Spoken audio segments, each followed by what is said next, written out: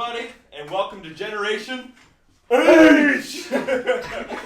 Guys, today is a very, very special day because we have our first guest. And our guest is an amazing person, and we're actually in his office right now. We've been recording in his office, and he's nice enough to let us use his office for all of our recordings recently. That's why we had the whiteboard in the last ones. If you like it, this is the reason why. Yeah. But, so basically, he'll tell you a little bit more about himself, but we got Stephen Glover. He's the owner of Peak Property Management. It's a management company here in Richmond, Virginia, and he's going to tell us a little bit about himself and how he started, and then we're going to ask him questions about whether it be about property management or real estate. And don't forget to hit that like button if you like what you see, and that subscribe button. Subscribe. Yeah. And that share button. Don't forget to share. So Stephen here does have a pretty sweet story, and a lot of people probably already know it and know about him and know about Peak Property Management. And so if you want to just tell us how you kind of got started with it and how you became actual company of a property management company. Cool. Absolutely. Yeah. So first off, thanks for having me. I appreciate it. Honored to be your first guest. And please remember, if this gets to like Rogan status. Oh yeah. let's we might have you back on. Yeah. On your 1000th episode. All right. Yeah. So I'm Stephen Glover, owner and president of Peak Property Management. I would say, I got started. I basically, to summary of my background is, went to college for about a semester, had about a 1.0 GPA, just was not interested and dropped out. From there, I wanted to go ahead and get started. I just wanted real life experiences. Always did well in school growing up, but just wasn't interested in college. Ended up moving to Florida when I was 20 years old. By myself in Orlando, worked on motorcycles. I just love motorcycles, and I figured, I kind of told myself, hey, I was gonna own American Honda, and so I'm gonna go, but I need to learn how they work first, right? So because I didn't know what a motor was or how it worked or anything. So my goal was to own American Honda, but I needed to know the product first. And so the idea was go to motorcycle school. I went there for 2 years, graduated after going to a factory Honda school, factory Suzuki school, and Harley Davidson. And then came back to Richmond and immediately got an internship on the AMA Superbike circuit with Michael Jordan's race team. Wow. So we went to Daytona, we went to California, and basically went to these races. Michael Jordan was down in Daytona, which is just an incredible experience. And so I was working on the AMA Superbike circuit. I was working at factory dealerships in Richmond. And by the age of, I think, 22, I was managing the dealership. And so at that point, we started looking at like the regional guys. Let me slow this down. Yeah. That's 2 years. Yeah. From like not knowing it at all. Right. I'm gonna own it, but I don't know how it What's works. a wrench? Yeah, I don't know. Yeah. Oil. To like having your own team. Yeah. So I have this theory of like you can become somewhat like at the highest level within 2 years of anything if you have enough passion. And so it did the motorcycle thing. Is that 10,000 hours? Isn't that a thing? In a book? I don't know. It might be. Yeah, it's trademark. Yeah. So we were doing that where I was looking at going like regional in Honda, which would have been like looking after like 5 or 6 states worth of dealerships. And I was like 22, 23ish, and got in a really bad motorcycle accident, and ended up knocking out all my teeth and having surgeries and traumatic brain injury, and that changed my outlook on life. And so I kind of looked at it, I was like, all right, I still want to be successful, but I need to make an impact in this world. And I got a second chance at my mind and my body, which neither should have happened. I think it was like less than 30% chance of surviving the accident. Wow. And so we had, I was like, I need to do something with my mind and my body. So what is the biggest impact I can make in this world on others and just do something bigger than myself? And the only thing I think of, or the most impactful thing I think of, was to become a Navy SEAL. And so at that point, I kind of changed my mindset, continued working at the motorcycle dealership, rebuilt my bike, sold it for to help pay with medical bills. I met a Navy SEAL in Richmond that runs a fitness program. He kind of laughed at me when I said I wanted to be a Navy SEAL. Then I told him I'm currently working on motorcycles. He had a Ducati. He said, sweet, show up tomorrow morning. And then so I showed up the next day and ended up showing up for the next 2 years. And the dude took me under his name is John McGuire. He's a delegate in Virginia now.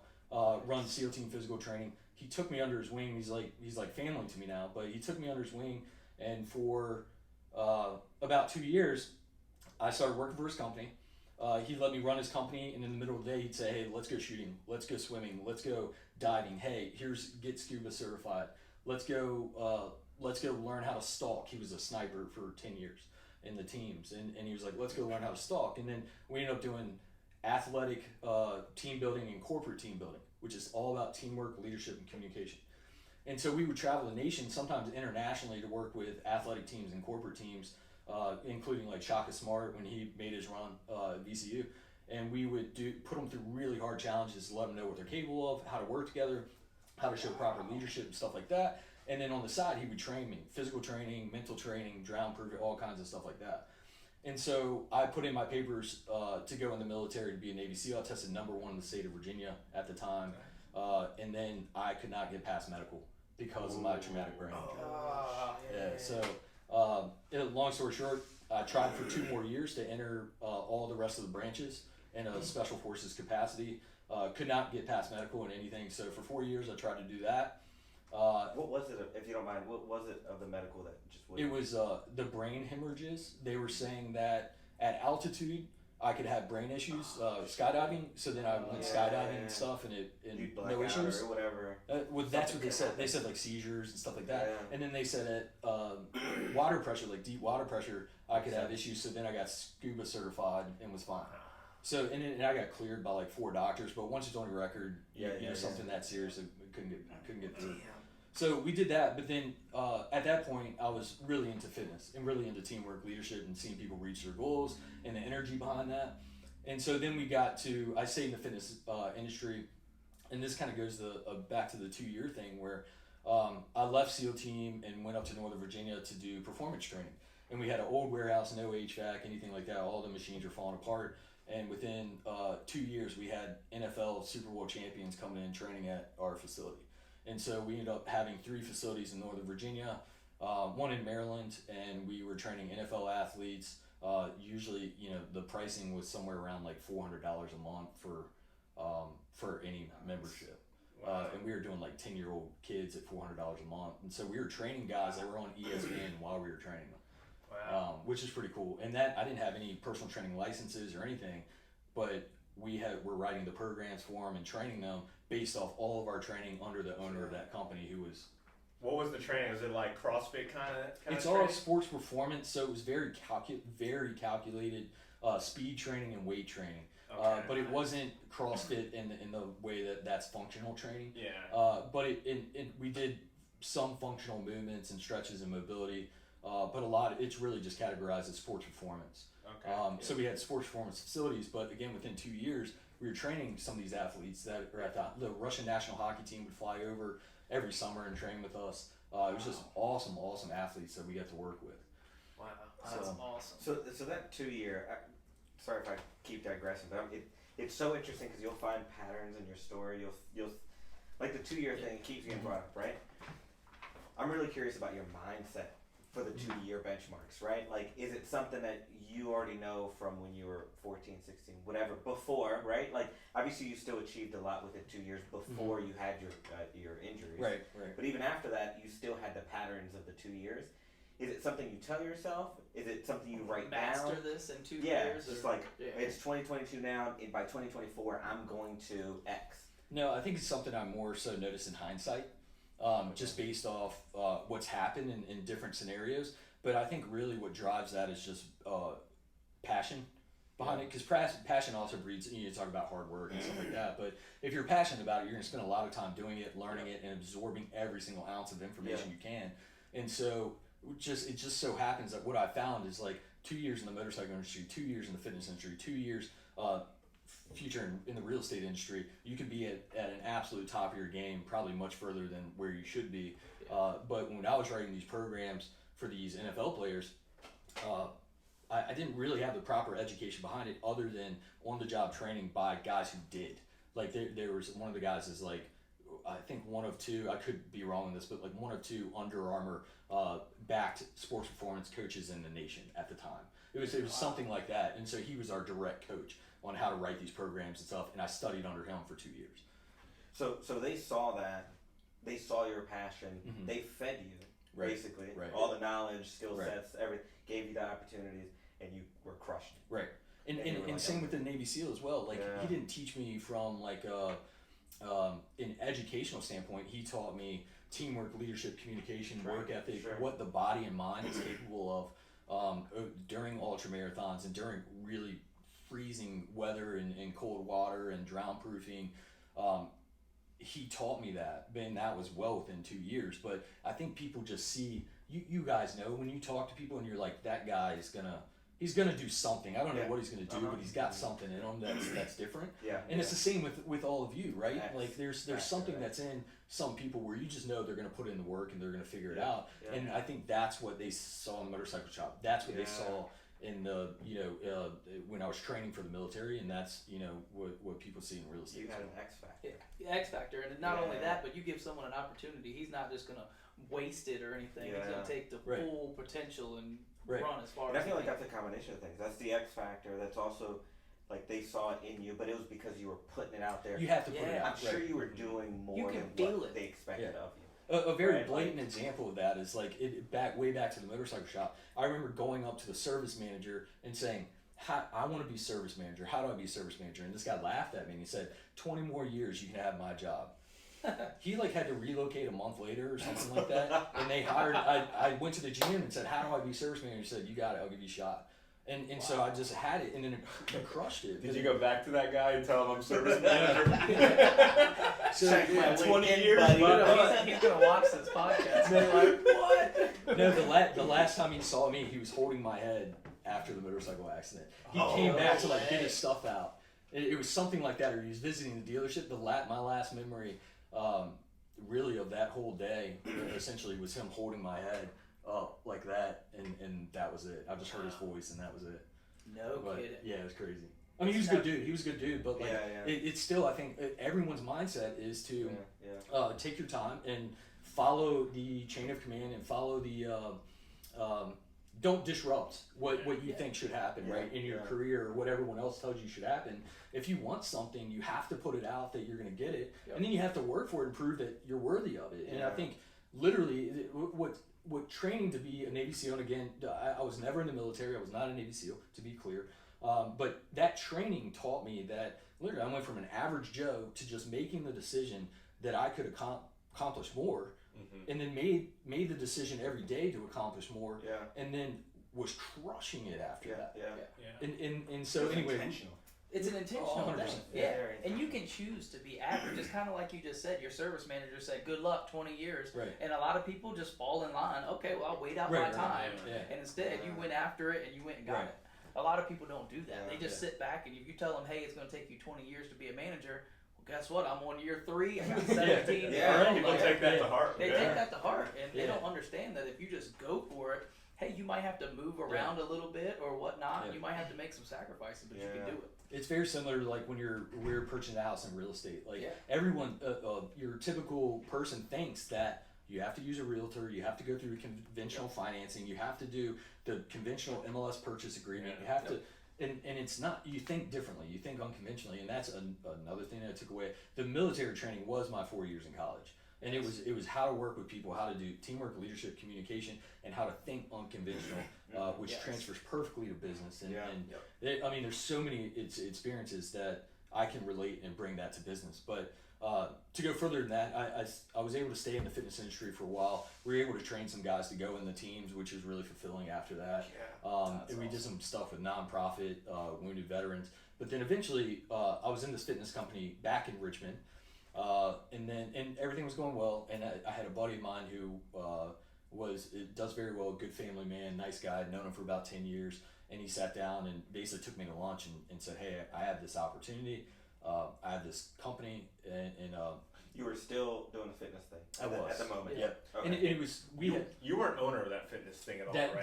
That was the key piece to move me over to real estate was I was running the entire company, every aspect of the company, but there would never be any equity play. Okay. And so I would always be an employee, Yeah. and I would always be chasing a higher salary, and that was it. Yeah. And so the company was actually growing. It was very successful. We had partnered with some local businesses that were really increasing the brand awareness and everything of this company. It was going great.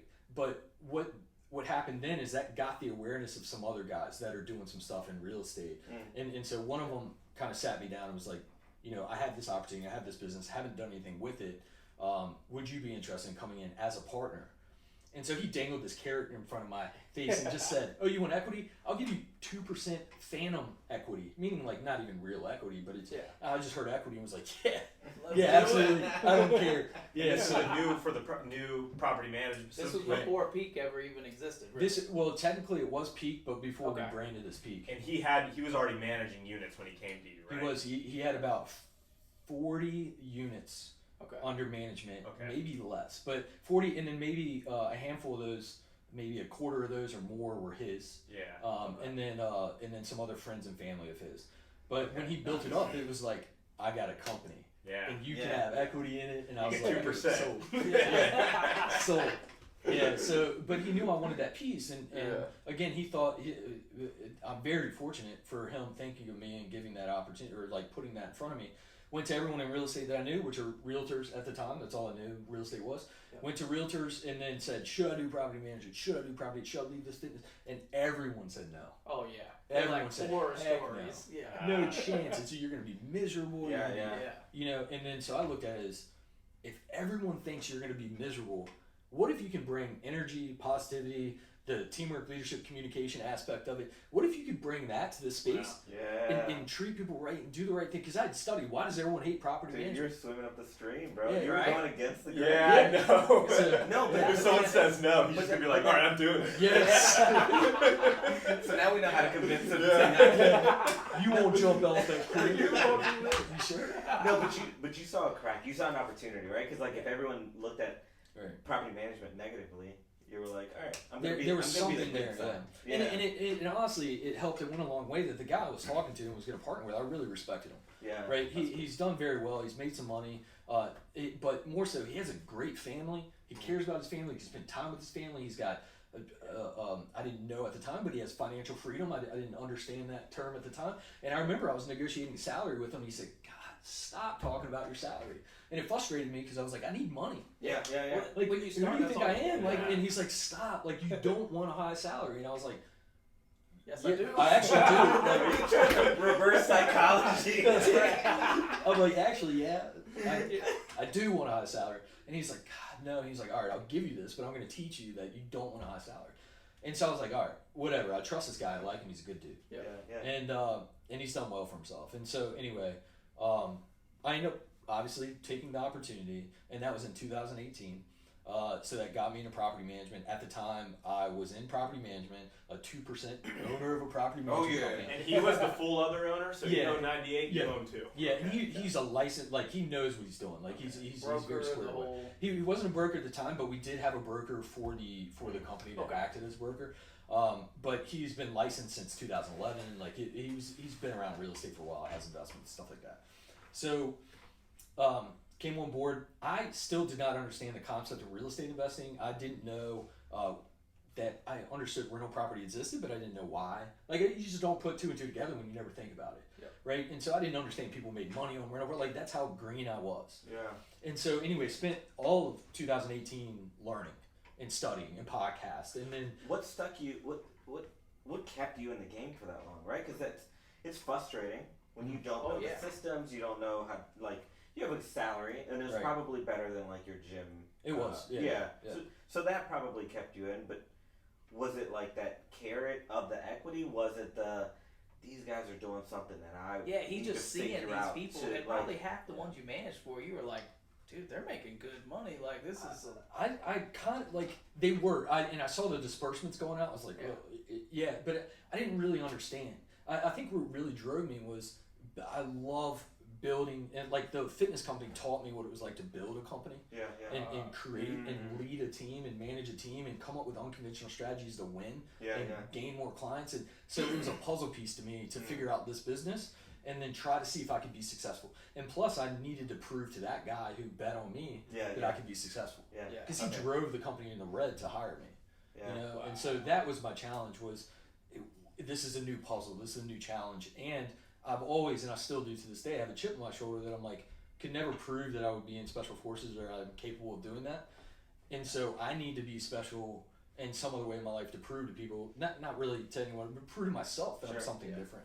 You know, and so I kind of ride with that chip on my shoulder. And so went through 2018, learned a ton about property management, had my first meeting with an investor, and then got hit by a Mack truck basically because I didn't know anything about investing. And it was embarrassing. It was bad. So you were trying to invest your own money to buy houses, you're saying, or he wanted to manage their properties, right? I was talking to this investor as a potential client. But what I didn't understand, I didn't put two and two together, and it seems very obvious. But you need to know how to manage a property based on the investor strategy. So you need to know real estate investing to know how to manage property efficiently. Why do you want a low vacancy? Why do you want quick turnover? You know, all this other stuff. Like, and I just, so he was asking about all these loans and financing DSCR, and I didn't understand any of it. And so he literally ended the meeting early and said, I can tell that you don't know what I'm saying. Really? And so it's been really nice meeting you. You're a good kid, but cool. Like, that's it. And so I left, studied everything, bigger pockets, everything I could about investing. And this is early 2019. When you could have been my friend. I we were supposed to have coffee and everything. I'm not gonna live that down. No. Wait, what happened? It's alright. You could be my friend. You could have been my best friend. What? Nah, I'm teasing. No, because around that time, 2019, I was also reaching out and I was trying to touch base with everybody in Richmond. And we messaged each other back and forth. So I could have been a host on this podcast. You could have been. You could have been like one of the H, like the A. but like the Ace that didn't get hit. The Ace that didn't get smacked hard. You're the one that does this. No, but that's awesome because like you use bigger pockets and any possible online resource that you could to just pull it in. Right. So it wasn't like you had a rich uncle or somebody like. No. You were really digging in deep. You're right, and so a lot of studying, very fortunate to have a good network in Richmond, and so a lot of mentors all the way upwards of people who develop medical properties, big medical buildings, 100,000 square foot, and then other people who have apartment building stuff, and I would just get in front of everyone and absorb all the knowledge I could. So through 2019, we were able to grow this business. I actually ended up buying, I think within like a 14-month period, my first like 10 or 11 investment properties. For yourself. Correct. In 2019, you said. Mm-hmm. So this is 6 months after you had this meeting that went horrible. Yeah. And so about 6 months after that meeting, I went back to that guy. And the one thing I remember he said in that meeting is that he did private lending. And so I went back to that guy and said, would you mind meeting with me again? Talked to him, knew a lot more, asked him to be a private lender. He said, sure. And he gave me $1 million, like basically line of credit to play with. Wow. Yeah. All because you came back and you showed, hey, I'm worth what I was talking about. Right. And he did all of those houses for me. Wow. Yeah. That's unbelievable. And he was also the guy who wrote out the project we were talking about before the podcast. No kidding. Yeah. So went back to him. That relationship's good. Still talk to him all the time. Do you get to manage his properties? No. Still couldn't close on that. He actually, I think he was a little bitter that I invested, like, there was some, investment in Pete, because he was like, let me know. But he's got, his whole family is set up to manage his assets. He's got a bunch of kids. His kids manage all the stuff. But that worked out all right. We bought some investment property. Pete grew probably about 300% that year. And we only took clients for about 6 months out of the year. 2020, we grew about 400%. Only took clients for about 6 months out of the year. Are you still 2% owner in 2020? Sorry. So in 2019, we get to the end, and I'm like, I've been working 100-hour weeks, just taking it as like, I own this thing. This is my baby, and it's becoming very successful, but it's also becoming very hard. And so I get to it, and I'm essentially like 2%. And I'm like, what am I doing? Like, so I talked to him, and my business partner, he says, just buy it from me. And so I ended up buying majority ownership of the business, and now we pretty much, not exactly, but swap places. And then, so ended up buying them from him. And that took place January 1st, 2020. Cool. So right before COVID. Yeah. So majority owner, Scary. 3 months later. Yeah. So that's the worst time to take over as a landlord, but ended up being the best time to own real estate. Yeah. It was scary, but we grew 400% in January. In So your first year of full or majority ownership. Right. And it gave me the drive. All right, now I'm doing this thing. So like, not that I didn't have that before, but I still was like, it's mine. Let's roll with it. And so we're still have a very good relationship. He's still a partner in the business. We grew a lot 2020, 2021, still doing well. And then we were ranked the second fastest growing company in Richmond in 2021. With I think it came out to about over the past 3 years. I'm not exactly sure how it was calculated, but they said over the past 3 years, the revenue growth I think was 200% year over year. Wow. So, it was pretty good. But That's and then amazing. we went from 2019 we had 3 employees, and now we have somewhere around like 17 or 18. So holy cow! So your employees have grown, your revenue has grown, your inventory has grown, your management. I mean, the whole business since you took over and went full speed. Like you were saying, the 2-year thing. 2 years. Really, this is 2 years worth of work, and you double, tripled it. And now here you are. What is this, 4th year or technically it's 3rd year now. majority owner? Yeah, 4th year now. Yeah, 3rd. Well, 2nd year majority owner. Yeah. Wow. And it's coming from not knowing anything about real estate. So that is also has a lot to do with the network and the people that support you, and of course my family that supports me and allows me to like work this much. But it has a lot to do with that, and then drive as well. But the idea is, it was I learned about real estate investing in late 2018, and 2019 just get the right network, get the right people in place, and then just make moves, calculated moves, but make moves. Yeah. So that's awesome, and it goes back to what we've preached over and over. Your network is your net worth. Right. I mean, it's Jim Ingersoll says it best. I mean, your net worth is seriously your net worth. You surround yourself with the right people, like we all are here today. You will get where you want to go. Right. Yeah. So. And now we're in a short period of time. Right. Yeah. Right. And now we're tackling medical buildings, office buildings, apartment buildings, and of course single family houses. But we're pretty much every asset. We've hired really good people and experienced people and brought them on the team and kind of given them that like peak kind of immersion of like that community focus and that feel and the responsiveness and everything like that. So we're well equipped, and hopefully that grow will continue. So. That's awesome. So when you took over in 2020, how many employees did you have under you when you took over? I think 2020. So January. A big leadership challenge, of course, was 2020. I had hired, I think, 4 people in January. Oh, before COVID, before everything shut down. Yeah, we were able to keep them all, but it was we hired 4 people in January. And the thing was we had no tenured employees. Those are my first like real employees.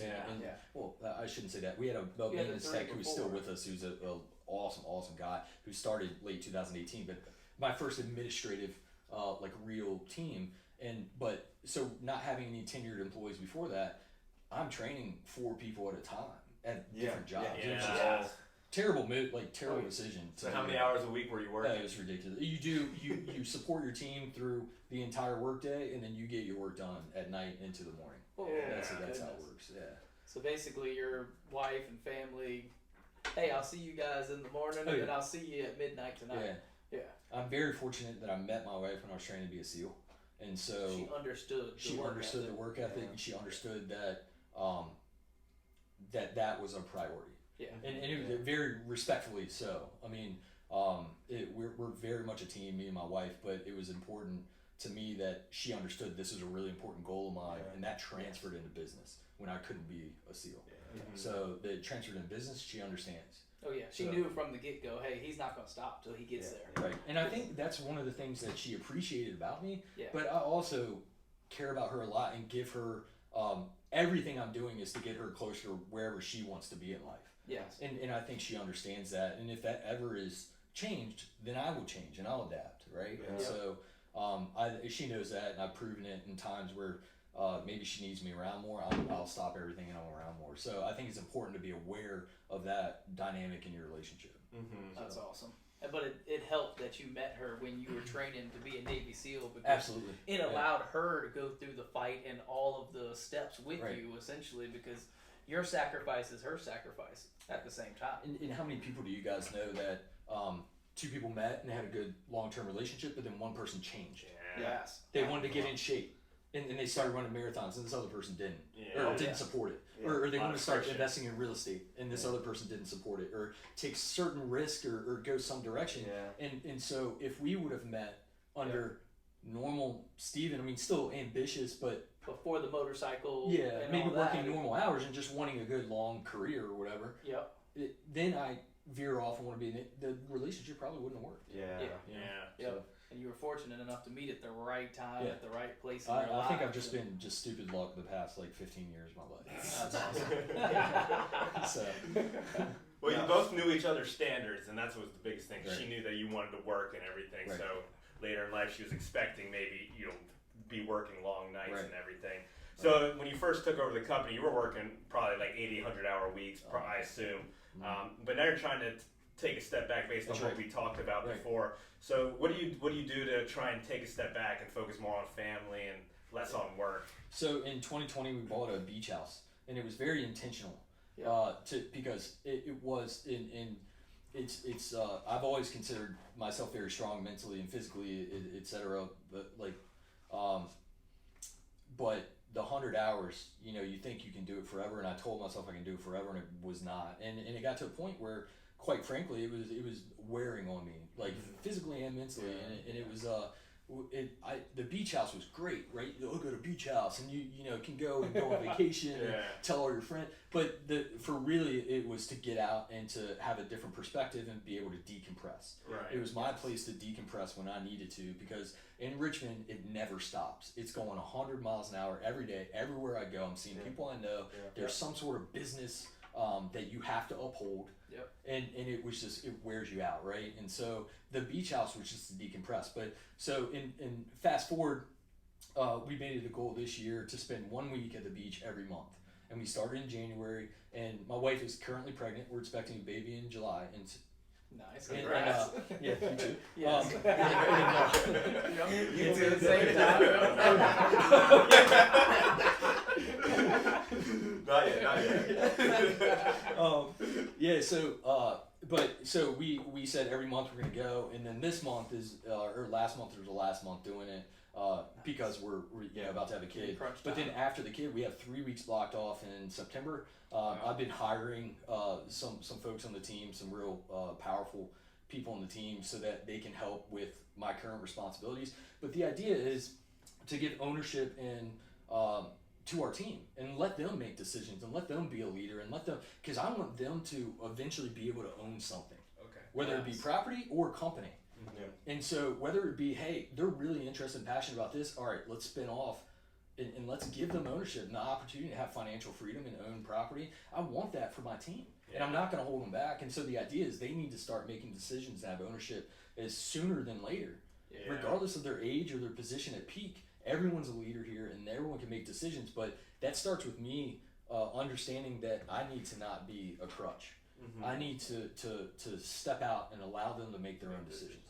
Yeah, so when you do go on these vacations, do you see a slowdown in production at all with your team, or do you worry that they're going to slow down production? And Naturally, I think I always worry, but starting off at the beginning of the year, and then as far as worrying, I think the slowdown really has never happened. But that's what I've learned. You wouldn't know otherwise. Yeah, exactly. Right? And so the past few months that I've left, it's just been normal business as usual. Good. And so I've eliminated more meetings and stuff, because in January I would still be on meetings and stuff virtually and everything, but I would wean myself off, and then I learned, I get back and everything's good. Everything, the building's still here. Everybody's clients are happy. There might be a couple of issues that came up, but they made their decision, and as long as it's 80% correct, I'm happy with it. So, but that's it. Yeah, it has. It's been good so far. Yeah, the first week was probably brutal, and then as in the next month, it probably felt more comfortable and got a little bit better at it. And you can tell because you're portraying it, because not only that, but a lot of your employees are coming to the meetings now, like all of our real estate meetings, and they want to buy investment properties. I mean, I see them there, and we see the peak management. We're like, oh, Steven's here. Nope, just one of his other employees. We want to encourage them to understand the game. I don't want everyone. You learned a lot by understanding the game and being able to provide the value that as investors you want. Right. Well, it's going to provide a different life for my wife and my kids that I would have never imagined would have happened so soon. Yeah. And why would you not get, just like you guys are doing with this podcast, why would you not give that back to the community as much as you can? And like, I love these people that work on this team, and as much as possible, I want them to be able to have. I'm not trying to keep them as W-2s. Yeah. I mean, I want them to work for me as W-2s, but I want them until they get to that point where they're ready to own something and run a business, or just own real estate and share or participate. Yeah. So since day one, I've told them I'd be their private lender on any opportunity they found, as long as it fits our criteria. Yeah, that's awesome. So the company will pay for their, any assets they find that fits our criteria. That's huge. So for them to be investors. I mean, think about how many companies only look at you as a number or a statistic, to where you're coming out here and you're starting to grow a very large company and care about these people like it should be. Yeah. You should care about them, and you should want them to just be bigger than just an employee. You want them to own financial freedom, and you didn't even know what financial freedom was 5 years ago. And now here you are. They're starting off day one, and you're teaching them how to be financially free. Right. And we have the same it's interesting. We have the same salary conversations that I have with my business partner. That's what I was thinking. And so we'll talk about increases, and we'll talk about different ways to do things. And I'm like, I don't know if you want to do that. Yeah. Like, why don't you think about it this way? And they're like, oh. And I'm like, I'm really not trying to just, pay you less. But like, there's different ways we could do this, and we could set this up. But yeah, I want to see them win. I want to see other people win. But I think if you guys have that mindset, and a lot of people in our network have that mindset, which is why we're successful, right? If we didn't have those people to lean on, I probably wouldn't have made it as far as I've made it in a short time, which is way less far than many other people have made it. I mean, there's some very large investors around us that have been crushing it the past couple of years. Yeah. Oh yeah. Not only that, but they've been crushing it for the last 10, 15, 20 years. Yeah. I mean, a lot of our network has been in this business for a long time. Yeah. We're newbies, technically, if you really think about it. Less than 5 years. Absolutely. Very much so. Yeah. So it's been a good journey, and the goal, I think the next goal is to continue to grow this business, but allow the team to have some more ownership of it, and then really just figure out how we can give back and how we can let other people, kind of see what we're seeing and participate in what we're doing, and then just kind of keep heading in that direction. Yeah. So then the 2 to 5 year, I mean, because you're sitting up here, just kind of like pointing to the direction that you want your company to go in, right? So like, what does that look like in 2 to 5 years? That's interesting. So there's so many options, and it's overwhelming, the opportunities, like shiny object syndrome, but there's so many opportunities. We built this company where it could easily be franchised, and we could easily run maintenance, leasing anywhere in the United States from this office. We have all kinds of capability to go into different markets. We could do, or we could just stay in Richmond and grow. Yeah. We could add to our services. We focus only on management. I'm the only management company I know that does that doesn't do sales, that doesn't do any other real estate services. We just focus on management. But we could have a sales division. We could have a development division. We could do, there's a lot of different ways we can go with this. Right now, I think we're focused on being great at what we do. Yeah. And we're still very young. We move very quickly. So we want to be sure we have a good foundation in place. And so I think the next 2 years is really just continuing to learn, continuing to be great, be very selective about the assets we pick up. And then from there, we'll kind of decide over the next 2 years where this takes us. Okay. So with caution. Do you ever wonder what would have happened if you did get cleared medically to go as a Navy SEAL, like where you would be today? You probably wouldn't even be in real estate. Probably in the Navy. He'd still be there. Yeah. No, I can't say that without, but I would like to think I would still be in the military. I was all about it, or some service. But what's interesting is I would have never had that lunch. I would still be fighting for a higher salary and some corporate job, and I never, ever, ever would have learned anything about financial freedom, about how money works, and so that you guys, I don't know if I should, I'll share it, but the story about my dad getting into real estate. We had a conversation. He was getting ready to put some capital in the stock market. I shared with him a book about it was the cash flow quadrant. Ooh, Rich Dad Poor Dad. Love that. I love that book. Shared with him that book. We had lunch again, and probably about a week later. I don't remember exactly. And it's almost like it was in his maybe early 70s, late 60s at this time. It was probably 3-4 years ago. But he had a tear in his eye, basically saying, my entire life, and he was successful and did well, but his entire life, no one had ever told him that was possible, or that's how money worked, or that freedom was possible. Yeah. Imagine learning that, like in your sex. So that would have been me. I may have never learned it. Yeah, exactly. You know? It's incredible to think about that, and how fortunate we are to kind of understand this, and that's why we need to not preach it, but like if people are interested, we need to help them out. Yeah. You know. And it just goes back. I was going to say it goes back to what Robert Kiyosaki says: is you don't ever want to get a salary.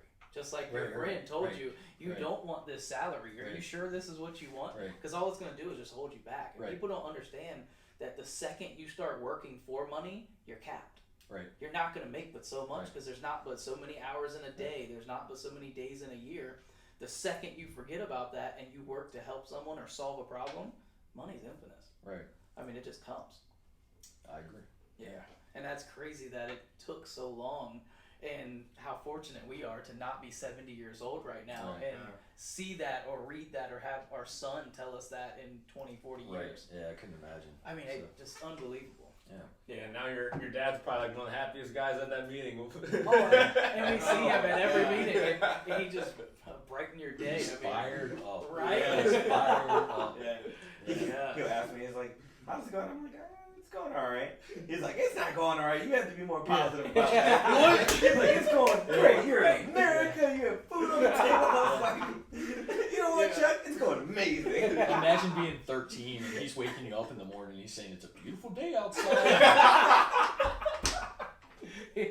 Sounds great, Dad. Go back to sleep. Love him to death. Great guy. Absolutely love him. But, and how cool is it though that you get to work with your dad? Yeah, it's something cool, that you love, and now he equally loves it. Like you can tell in his eyes how much he loves. He's passionate. What he does now. Yeah. But I don't know how he was at his previous jobs and everything. If he loved them, but you could tell he loves real estate. I would doubt. I mean, I think he was fairly successful. He's well educated and had some good, a good career and probably did well financially. But I doubt there was a whole lot of passion there. Yeah. And maybe there was, because at some point he was an educator, but still, you have a long career and he was in an office for a lot of it. So I doubt that level of passion was there, and he probably feels a lot more free now in what he does, and you can see it in his attitude. But you can see it every time you talk to him. Yeah. You can see the passion he has for real estate and teaching people about what he does and how you do it. It's also interesting because growing up, he always told you want to start your own business. You want to start your own business, and he encouraged me to start my own business and all that. And he was the guy who drove me to Florida and dropped me off when I was 20 years old, and just said, trusted me to go do that. Start this motorcycle company. Right? And it was it was crazy, but he was always very supportive, and so fortunately he's found that, some sort of passion to have his own business through private lending, source. So that is awesome. That's awesome. Wow, it's like the American heavy dream. I mean, it seriously is. I mean, you start off and you just worked your way. Didn't go to college And still worked as hard as you could to get where you're at. Yeah. Tried numerous things. Succeeded at all because you could learn anything. Yeah. Gave it 2 years, you could do anything, you could learn anything, and you could be successful. I really think so, but you have to work. You can't be like, I tried for a month and it didn't work out. You can't do this. Yeah. Like you can figure it out. If anyone else can do it, why can't you? Absolutely. And so there's one thing that we would say in our training, and it's all about your decision making. So you set your goal, and then every decision you make either takes you closer to or further away to your goal.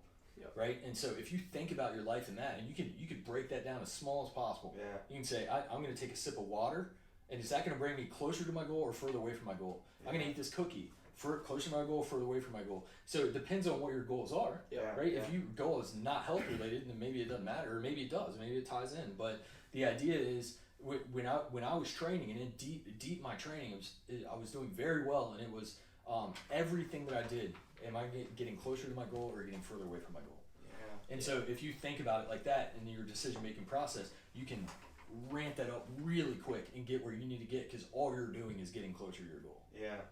So. Yeah, it's I think it's Gary Vee who says this. It's a micro speed, macro patience.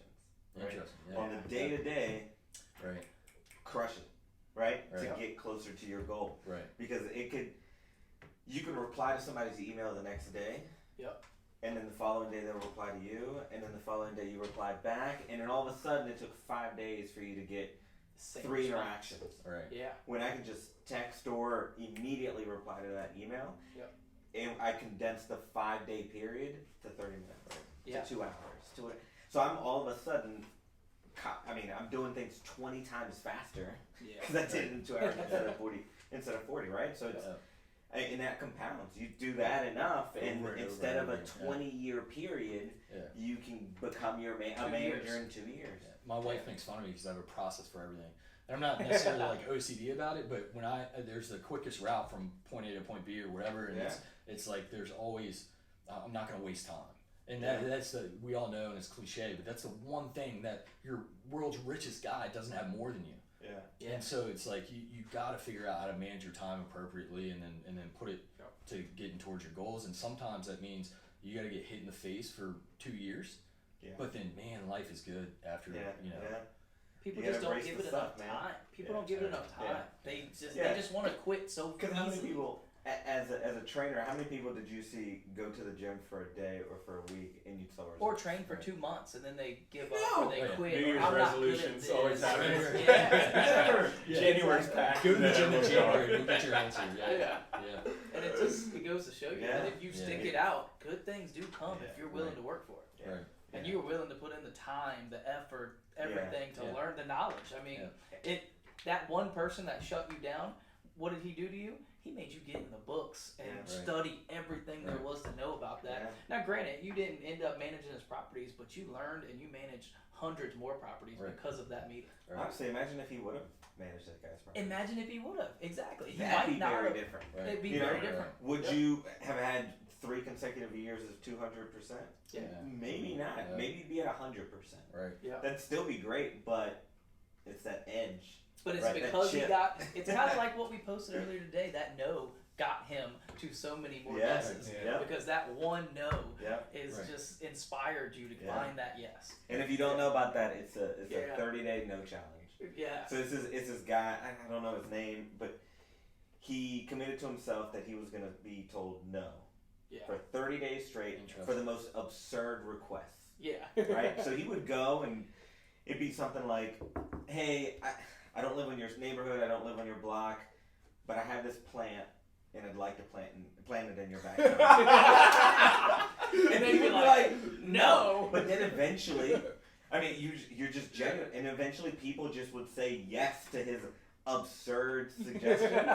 And it was just like one of those, like, I mean, you could do the math on it, whatever, but like eventually people say yes and they don't care. They won't, Yes. but you'll hold yourself back before other people Right. hold you back. Yeah. And I've been saying it for years. So I came from a sales background, and I always used to tell any guys that worked under me, look, every no gets you that much closer Right. to your next yes. Right. So keep pounding the That's a numbers doors. thing. Because we used to door knock, and we would pound doors every day, and you'd get 100 no's.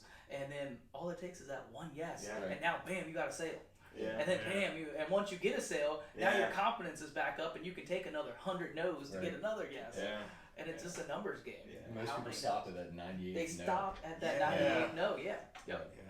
Or they're making cold calls and they get 20 no's and they never pick up the phone the 21st time Yeah, to get that right. yes. Yeah. Yeah. So as a transition, Yes.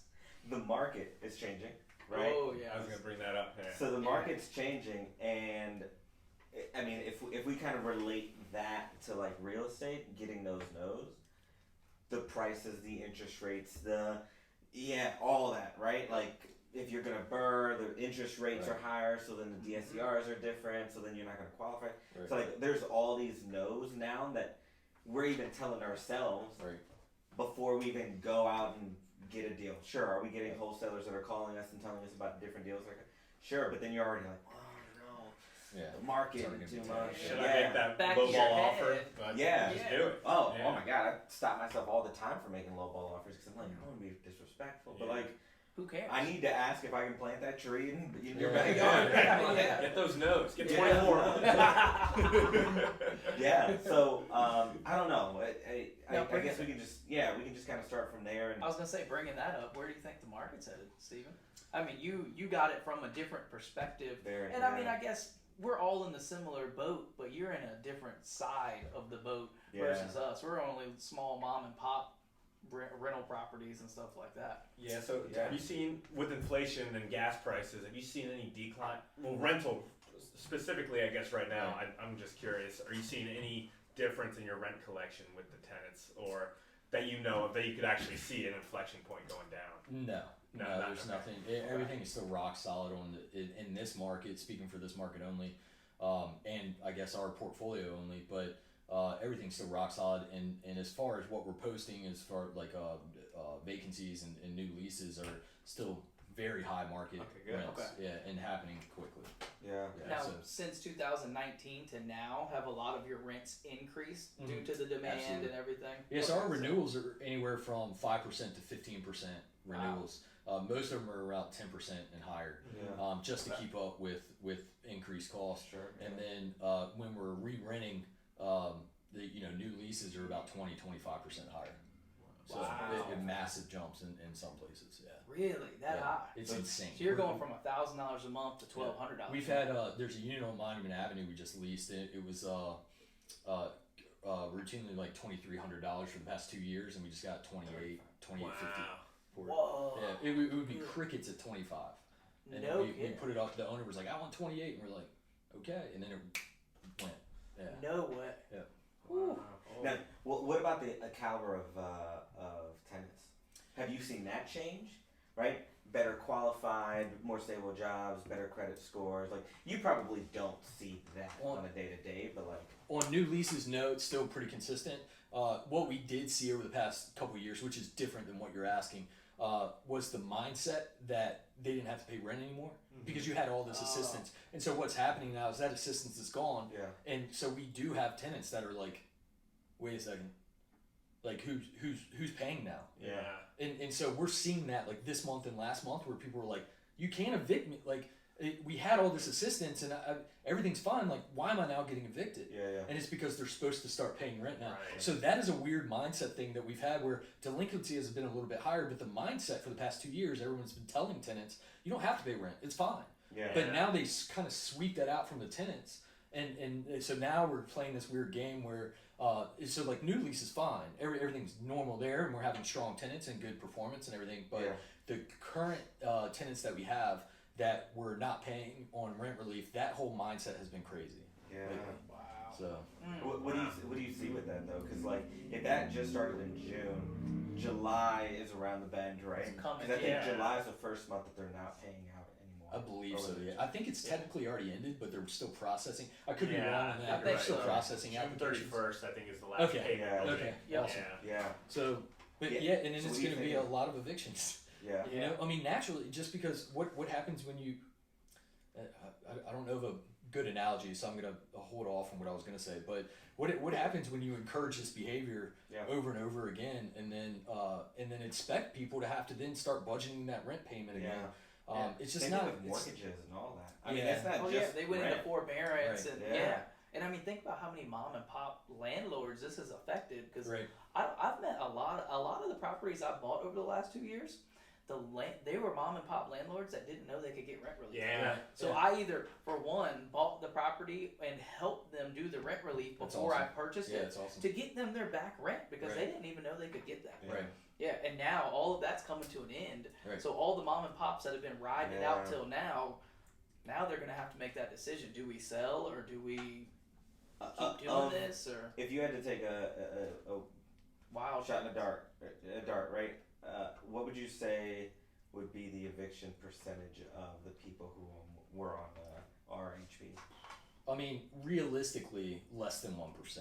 Oh, realistically, it's not going to be that much, but it's still pretty. It's still going to be a pretty traumatic wave of evictions. That's not normal, I think. I mean, And again, that's speaking of our portfolio. We manage sort of more on the higher end stuff, and so maybe there's less of that. But the companies that have thousands and thousands of units out there or in very low income areas, it's probably going to be a pretty big wave of evictions, which is not great. I mean, we're all landlords here, but at the same time, it's not exactly what we want, right? Yeah. And so you want a good solution, but otherwise, there really is no, like, maybe we shouldn't have been encouraging that for this long, or something. You have to pay the piper at some point, right? Like, and we can create payment plans and stuff, but it still lengthens. Anyway, so I don't have a solution for it, but I do know that that it was a weird mindset. We're coming out of that mindset now, and people are kind of in that shock phase where they're like, wait a second, I just got an eviction notice. Like, what's happening? Back to reality. Whoa, yeah. We're so used to not having to pay our $1,800 a month, and now we spent it on who knows what. TVs and cars. New TVs, how many cars. pools did you see come up on people's backyards? No I mean, it was kidding. just like everybody was buying everything. The blow up pools. Yeah, the blow up pool. Walmart didn't have it in stock because everybody could buy them all. Yeah. Wow. Okay. It's just a whole new world out there. I mean, it's one of those to where who would have ever thought we would have got to this? I mean, because the last thing any of us want to do is evict somebody, but at the same time, we're making that mortgage payment. Yeah. It's not like someone's paying it for us. Sure. We didn't go into for. So what's the outcome then? Right. Well, how does this end? How does it end? Yeah. I mean, bankruptcies, foreclosures. Where's my aluminum foil? But how does this end, right? Because like, well, either the mindset of the tenants are going to need to change, or there's going to be a lot of foreclosures, bankruptcies, and people that weren't prepared for their tenants not to pay. But I also think it helps because how many of y'all know how many people that can't even find a place to rent right now? Right. Because there is really nowhere to rent. Right. And now I think it's going to open up. Those really good tenants are going to get a chance to get into some of these properties that these bad tenants are going to get, unfortunately, kicked out of. Yeah, because there's a lot of good tenants out there. I mean, over the last 6 or 8 months, I've had 4 or 5 rentals come available, and I have really good tenants to where I'm glad that the last people got out and these new guys came in. Yeah. Well, also, if the housing market, the prices ever drop, are those good tenants going to go away? Because now they can buy a house. Agreed. Yeah. So it's going to be interesting to see how it plays out. But regardless, there's good. Like you can find good. You have good assets that you take care of. You're going to find good. Tenants. So. And it comes down to vetting your tenants. At the end of the day, I mean, how well can you vet them and make sure that they meet all of your check boxes? Yeah. And if they do meet all the check boxes and everything, then give them that shot. Yeah. What is your basic requirements? Ours is actually online. Oh, okay. You can see it on our website. Yeah, it's actually pretty interesting. Oh, cool. So anyone who wants to check it out can go to the Peak website. But it's under our tenants section. And it give is that email or give the website. It's joinpeakpm.com. Okay. And so if you go to that, go to the tenants tab, you can see the application, the tenant scorecard, I think it's called. But it is interesting because it's very detailed and outlines exactly what our criteria is. And so that way tenants can see it before they apply, before they spend any money. Yeah. And so they can see the criteria. It's got all of our fair housing language and everything else on there. Yeah. But it actually probably be a helpful resource for new income because it's I've studied numerous property management companies around the nation and compiled that screening sheet based off what they were doing, and so it's pretty. And you stick to, so anybody trying it, stick to your list. You have to stick to the criteria. And anyone can access that list that you provided. Yeah. So all you new landlords, check it out because it's very important to, for one, stay within your range of the Fair Housing Act and make sure you're doing everything the right way. And get your own checkbox, and add to it, subtract things to it. If it doesn't meet your exact criteria, change it a little bit, but kind of use that as a guideline because it hasn't steered you wrong, and you have hundreds of properties that you manage. Man, you guys have the same criteria regardless of whether it's in Colonial Heights or in Richmond. Yep, and a lot of it is like percentage based or based off the amount of rent or something like that. So it fits. It's one size fits all. Your credit score is. So the credit score requirements are the same, but you it's very complicated. It's very complex. A lot depends on other factors, and it's literally a scorecard that you add up, which then allows you to pick one candidate over another candidate because they have a higher score. Much easier. And so, but it's criteria. We stick for it for everything, and since most of it is percentage based, or really based on a point scale that is also percentage based, but it allows us to use it on every single asset where we're screening tenants, so we're not changing our criteria and having a judgment or bias. The system. That's for a system. Yeah, put in a system and makes it real easy. Cause now your employees can come in and duplicate it. 100%. Yeah, no bias. Yeah, exactly. Yeah, all the employees. I mean, they can come in and use your exact criteria. Right. Now they get their very first property. They're not just going to get a crappy tenant that's not going to pay them. Right. Because I think that's the number one killer for new landlords is you get a bad tenant and it just gives you a sour taste and you lose money and now you never want to do it again. Right. You're like, oh, maybe this isn't for me. Let me go put it in the stock market or somewhere else. And that's tough if that's your first experience because in a lot of cases, not in all cases, but in a lot of cases, you don't have a whole lot of capital. Especially if you're a younger person trying to get into real estate, you just burned your house and you're fired up. And you get a tenant that doesn't perform. Then you're like, man. Then your wife is like, what are you doing? You just lost us $1,000 a month because you're making the mortgage now. Jeez. Could have bought a puppy. No. No kidding though. I mean, you want your first house to try to. You don't want to hold back. Like you got to take a risk at some point if you're going to invest. But at the same time, like try to mitigate your risk and be smart. Listen again, your network, right? Like reach out to a property manager in your market and say, how should I screen a tenant? If someone calls me, I'll tell them, hey, check that out and see if it's helpful. Because they're not going to start their own property management company and then put me out of business. Maybe they will, but I at least got a few years. His name is Stephen Glover. It might take him 2 years. I at least have 2 years. But you'd rather to start another business and But you'd rather see that person be successful in the first deal because when they hit 10, guess who they're going to come back to? I'm always you to manage that property because you helped him get that number one and make sure he didn't go the wrong direction. The number of people who have reached out to me to have coffee when they were getting started and then I met with them and spent time with them and gave them all the information. It's coming back. It's coming back. And then the people I didn't meet with. We make sure you remember. We make sure you remember. Damn, okay. It's just crazy though to look back and think of where you've come from in such a short period of time, and I mean a lot comes down to just who we're surrounded by. Because I've had guys that I have guys who have maybe have done somewhere close to 100 million in transactions so far this year, like real estate transactions. That's a friend of mine that will answer my call and answer any questions I have. And I remember one of my first meetings with him was like, hey man, if you see any good deals on a single family house, let me know. And he was nice enough to just be like, okay man. I got you. But I didn't know he's dealing with like $50 million medical buildings. Like, and I look back and I'm like, oh my God, why did I even ask? I'm like, he's not looking at single family houses, but I didn't know any better. But the thing is that there are good people out there. You don't need to pay for them. You don't need to sign. There are good people out there. If you're a good person and can work for it, that will show up, take you under the wing, and be like, all right, let's help this guy out, and let's make sure he's got a good foundation, the good people around him, keep him straight, and that's really what's helped. It is, right? Like they see your work ethic, they see the integrity, they see your intentions, they see. I mean, there's so many different things that you just. I mean, I'm not gonna call anybody out, but like you just genuinely have to be a good person that wants good for your family, and for the product that you provide, and it shows, and you'll make it through whatever we're gonna go through. I feel. Right.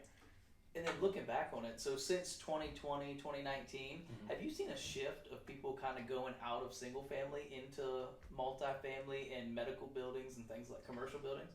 So from single family to multifamily, I think that's what the podcast and books tell you that you should do, right? And there's good financial reason to do it, and that's fine. I don't know that I've seen like a bigger shift that way. I do know that multifamily in our market is red hot and has always been even hotter than single family on off market deals and everything.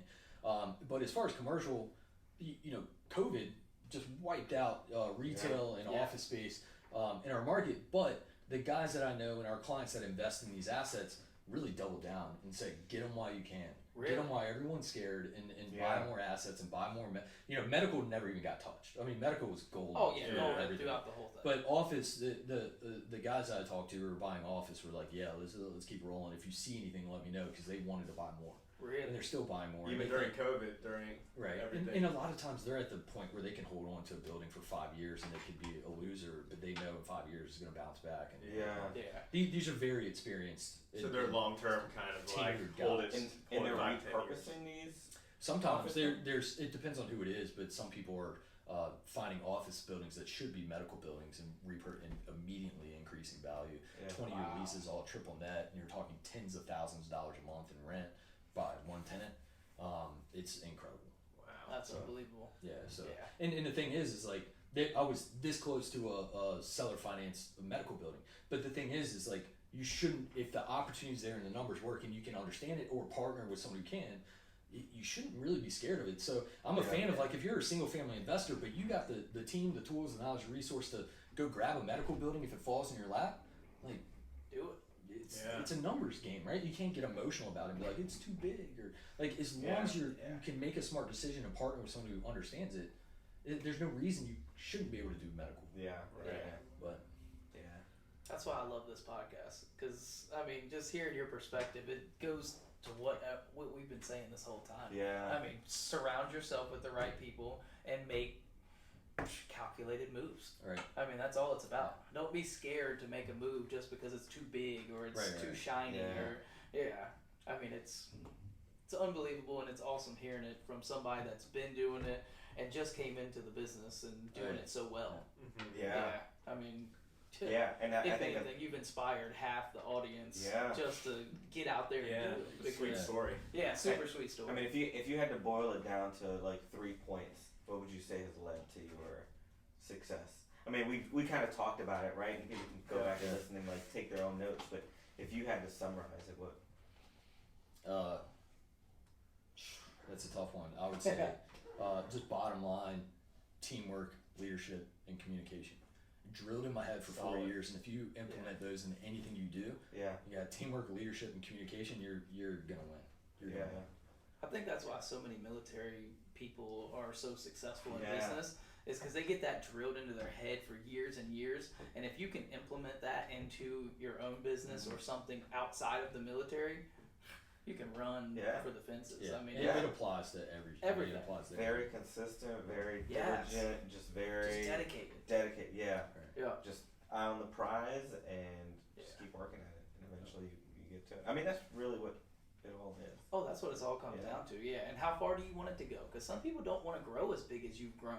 Right. Some people would only want to manage those 40 properties just like you started when you first started. Right. So it all depends on you. Don't feel like you have to come into it and go for the fences because you want to manage 600 rental properties like Peak. I mean, it all depends on set your ego aside and exactly. Really, that's a big one. That can't be understated. Like, that's a put big your ego aside. Yes. We all are gonna have bad deals. We're all gonna lose money. We're all gonna f up and you know. Oh yeah. And be down on ourselves because we thought we had a golden ticket and then all of a sudden it was a dud, right? Like, it's okay. I was just talking to my painter about that today, and he was like, "Man, how do you owe all these people money and sleep at night?" I was like, "Dude, you put your ego aside. Like, that doesn't matter anymore. Right. I have assets that are going to pay them because I sold a property." And he was like, "Why didn't you just take the profits and pay off one of the other loans you have?" I was like, why would I do that? That house is worth that money. Why dip from this pile to pay that pile? You got to put your ego aside and not think that, hey, I owe him $1 million and let me just chip away at it. No, each house is a certain value and each have their own worth. Right. So you just have to put your ego aside and let it ride. All right. All right. So before we end the segment, we're gonna do rapid fire on some quick questions, and if you guys have any, but what I'm gonna do is give you a question with 2 answers. You got to pick one or the other, and it could be anything. Okay. So first off, if you had $100K today and you had invested in 10 years, would you rather put in Bitcoin or gold? Gold. Gold. All right. Nice. Real estate market in 2023. Do you think it'll be over or under 5% increase in value? Over. Over. All right. Okay, would you rather be able to evict someone in 30 days guaranteed for a non-payment of rent, or have capital gains rate be 15% solid for short-term and long-term? Oh, that's a tough one. Capital gains. Okay, nice. Because you can get evict someone in 45 days, man. I read the book. I read the law. Okay, do you think interest rates are going to be above or below what they are today? Above. Yeah. All right. What are they today? And they're about 5.4, 5.5 for a fixed 30. So we'll come back in a year and see. Nice. Just call me out. And the last one that I got, would you rather have your since you manage a lot of properties, let's say for any private landlord or mom and pop, and that's managing their own properties, but would you rather have a HVAC stop working on a really hot day and you get that tenant call, or a roof leak during a pouring rainstorm? I would rather have the roof leak during the pouring rainstorm. Okay. Because that's easier. That's actually easier to mitigate. Yeah, you can't do anything about it, so you have time to develop a plan, and it's out of your control. Yeah. But that HVAC, man, that comes in. You better get some guys on that. Within as soon as possible. Yeah. They're in there dying with 100-degree heat. Right. It's not fun. Yeah, they're miserable. Drop off window units or do something. But that requires immediate action. Whereas like the roof leak, you're saying, I'm sorry, get buckets, here's how to mitigate it. I guess they'll understand more. Yeah. What you're getting at. Okay. Yeah. Okay. So I have one that we've talked about before. So if you had $450,000 cash, you could either put it in the stock market, in S&P, some sort of index fund, right? And you can't touch it. The dividends get reinvested. It just stays there and continues to grow for 30 years. Or have a house that's paid off for $450,000. And then that cash flow that comes in, you also can't reinvest. It just comes in, it collects in an account or whatever, and then of course you're gonna have the appreciation. Can I play with the equity? I just can't touch You the can't. cash. You can't pull out money. You can't pull out anything. You can't Are you sure? You can't do margin. You can't. Your credit's really bad. Yeah. You're a really sketchy guy. You have 480 quid. Yeah. You couldn't qualify to rent your Can I own sell the place. house? No. I can't sell the house. No, it's So 30 years. right, you set it and forget it. And Damn. in 30 years,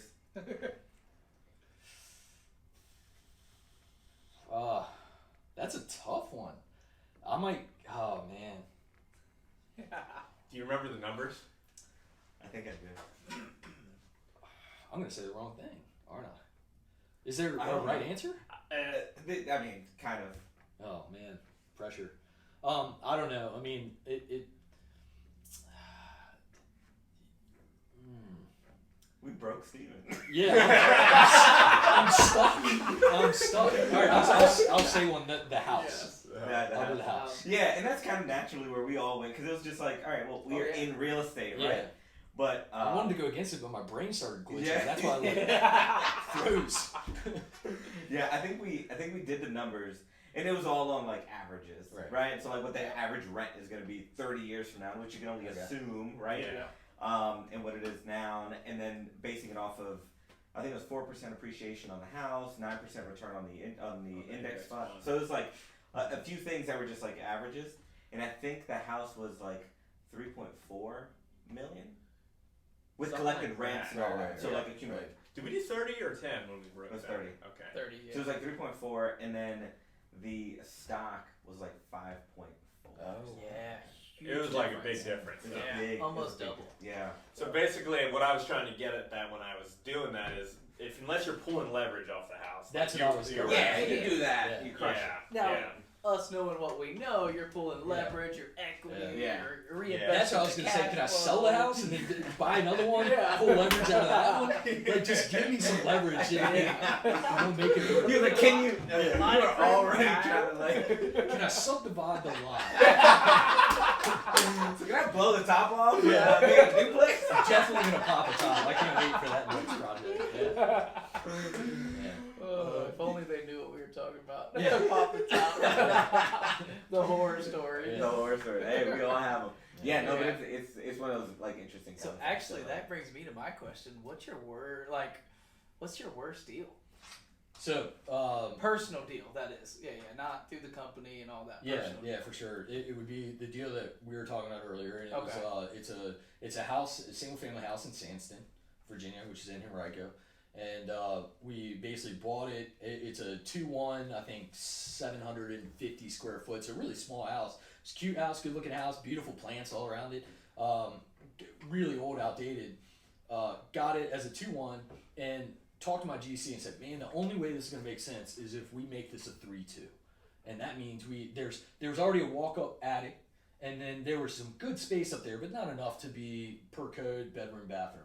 And so I asked him, how much is it going to cost to pop the top, make this thing a 3.2, everything by code, permitting, etc.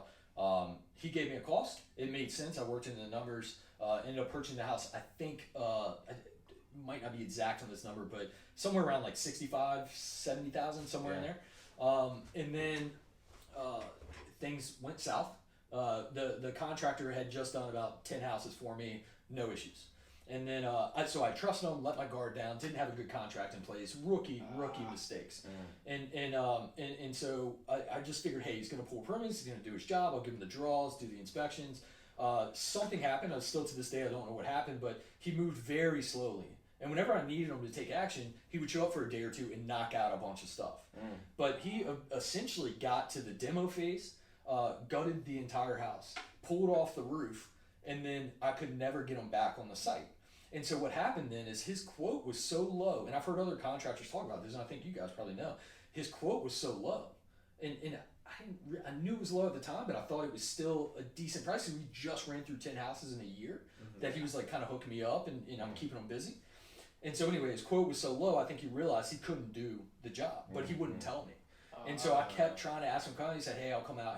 Oh, my truck broke. Oh, this happened. And I'm like, all right. And so I'm so busy trying to grow Peak. It was kind of out of sight, out of mind, just trying to ignore it, trying to hope it would happen, which is, again, the wrong move. I should have made a decision earlier.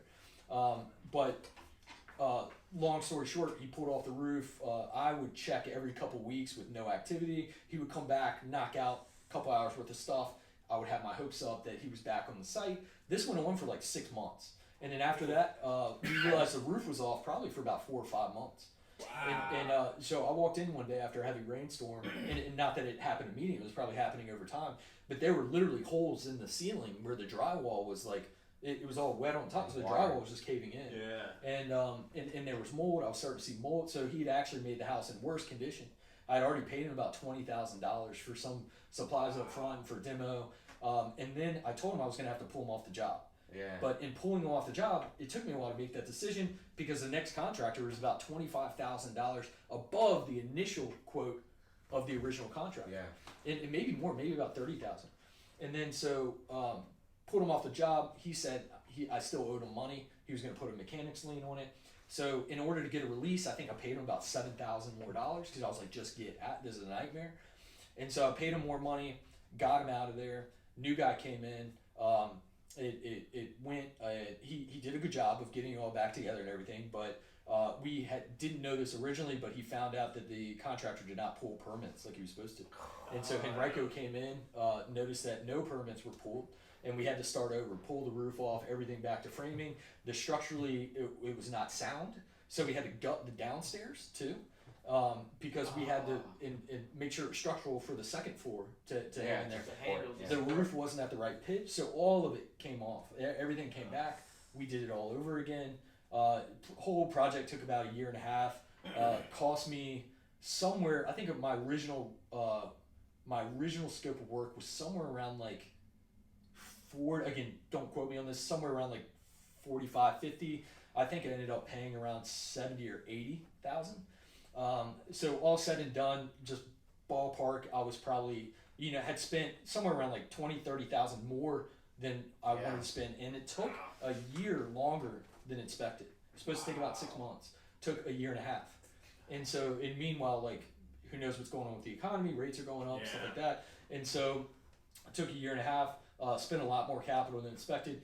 But when we went it was a Burr project. So when we went to do the refi, rates were a little bit higher. But the house then appraised much higher than I expected, and so it appraised at 240, and we had so let's call it 70 plus 7. So we had 100 and let's say 150 into it.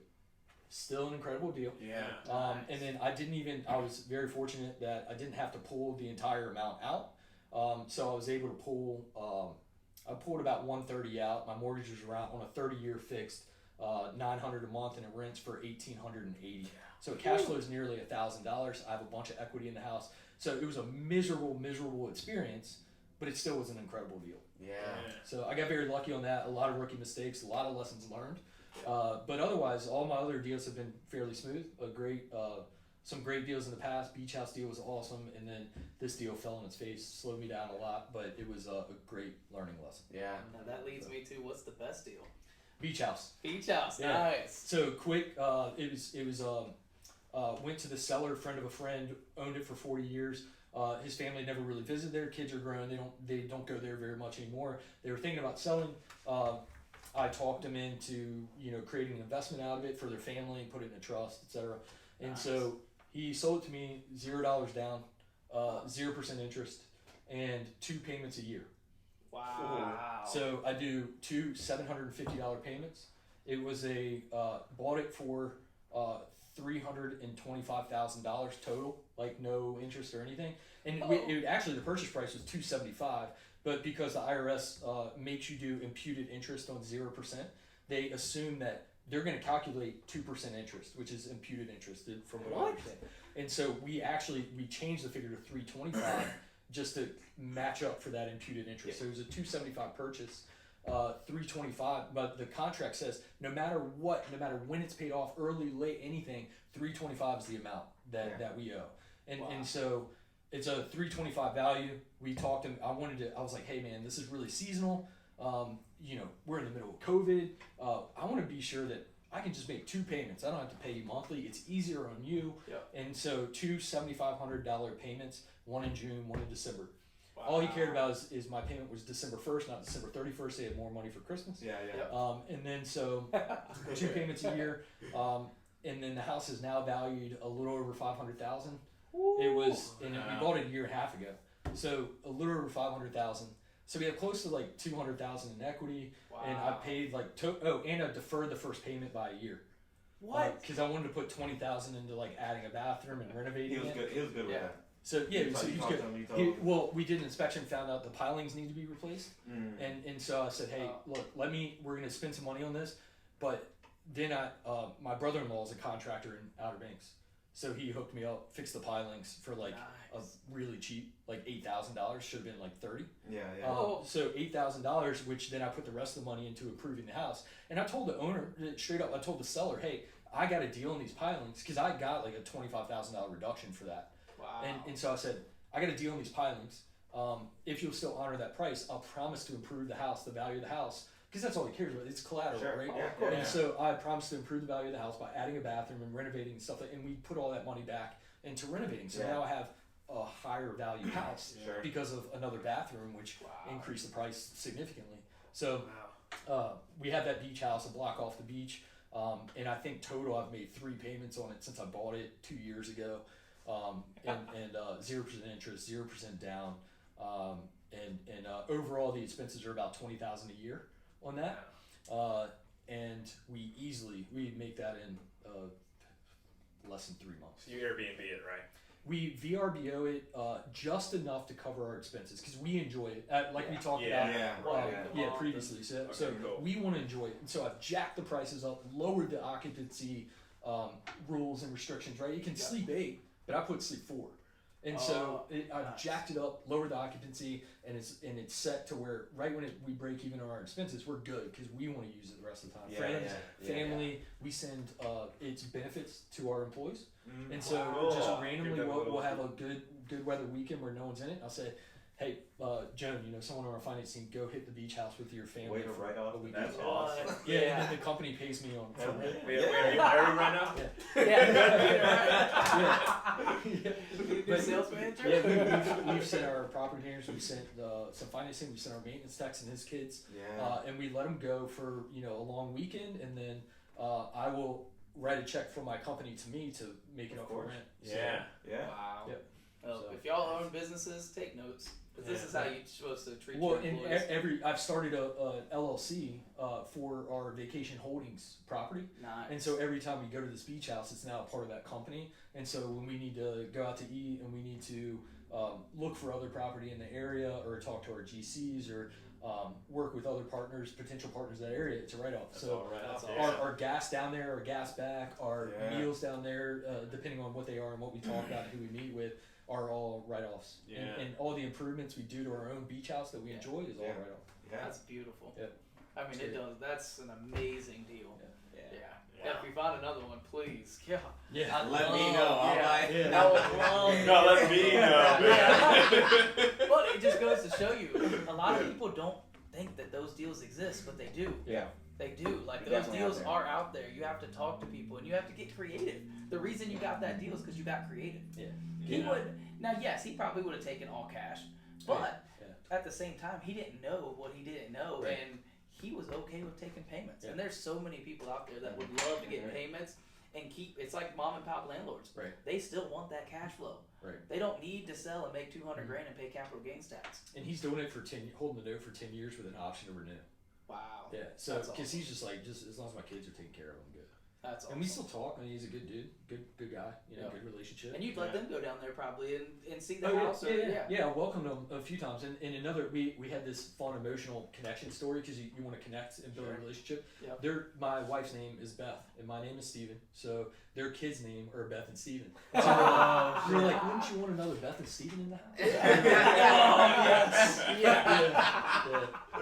It's hard. You know, I love them to death. Great people. But so. That is so awesome. I mean, and just goes to show you, there's deals everywhere. There's deals to be made. Yeah. Get creative with your financing, creative with your deal structure, and your relationships, your conversations, your career. Yeah. Anything. Just think unconventionally, and then believe that it's possible. If anyone else is doing it, you can do it. Yeah. And the thing is like it's just those self-limiting beliefs where you're like, I'm just that's not me, I'm not that type of person, or how did that other person get so lucky? It's just literally just think outside the box, think unconventionally, and set your goals, and then figure out how to do it. And, do you know how many people are looking at this and think that you're so lucky because you got that beach house? Yeah. But they aren't willing to go out there and try to do the exact same thing. He set it up, and he was ready to take a no if they gave him a no. I was going to say, if they told him no, guess what? Do you think he'd have stopped looking for a beach house? Yeah. Absolutely not. But he got a yes. He probably would have followed up actually in 2 weeks and been like, hey, is it yes yet? That's awesome, man. Yeah. No, I appreciate you taking the time out to have I appreciate you guys. Yeah. A lot of valuable stuff, man.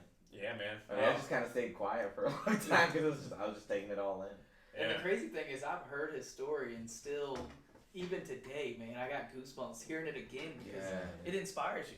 Yeah. It inspires you from where you came from to where you are and how far you're going to take this. Because you're not at the stopping point. You're going to be 10 times farther than this here in the next 5 years. Well, and if you think that's inspiring, you look back at the some of the training I went to and some of the groups that I was with. Like, I was with guys missing arms and legs, like doing 10-hour Spartan races. Yeah. And so, like, you guys are inspired by, like, the little bit that I've done, but I surrounded myself with, like, real, actual, just heroes and guys that, like, don't understand the meaning of, like, impossible. Mm-hmm. Yeah. And so when I look back at those experiences that I had, and it just drives me every single day to, like, live a life that is worthy of their sacrifice and what they put in, and they didn't quit. Like, why the hell should I? Yeah. And so I think, like, I look at my story, it's great, man. It was a lot of fun, right? And it was unconventional, and it led me to think unconventionally and do a lot of stuff. But those guys, like, I look at what they've done, and it's just, it really, if you put yourself in that experience and challenge yourself, or in that environment, and challenge yourself to be around those types of people, and people don't quit, it teaches you that it's just, there's no end to your capability. And it's just being around the right people and making the right decisions. Mm-hmm. So limiting beliefs is really what holds people back. Yep. Well, you're a great person, dude. Yeah. And you inspire us, just like hopefully we inspire other people watching. Because I mean, and just like the people that surrounded yourself with to inspire you. Good people, yeah. You guys are great. I appreciate you guys having me. Yeah. Well, don't forget, if you want to get that sheet that he has for the tenant screening, it's on peakmanagement.com. Yeah, it's joinpeakpm.com and then the tenants tab. All right, and also if you're a Richmond homeowner or landlord looking for a property management company, feel free to reach out to Stephen Glover. And this is Generation 8!